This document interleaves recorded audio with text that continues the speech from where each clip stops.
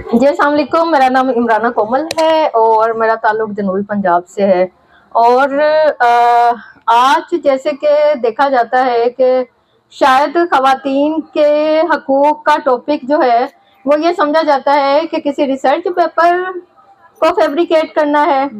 या किसी थीसिस का हिस्सा बनाना है और उसे इंग्लिश में मॉडिफाई करना है और उसे डोनर तक लेके जाना है ताकि आप यहाँ आके और हम यहाँ आके नारे लगा सकें। लेकिन औरत का दुख वो है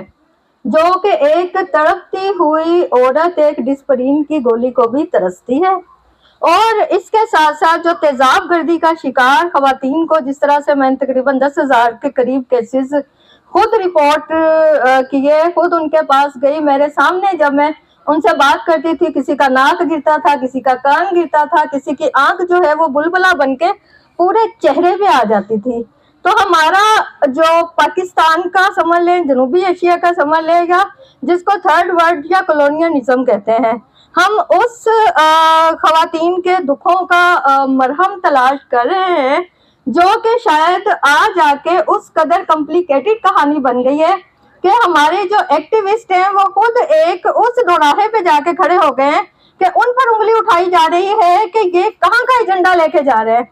मैं उन सब बहन भाइयों को ये कहना चाहती हूँ कि जो खवातीन महाजे अमल की, अगर आप तारीख देखें, आप फैज अहमद फैज देखें, आप हमारे खवातीन के साथ चलने वाले उन मर्द हजरात को देखें जो खवातीन के दुखों को बयान करते थे और आज भी करते हैं। तो अगर आज हमने खवातीन को हकीकी सतह पर हकूक फराहम करने हैं तो माँ की उस कोख से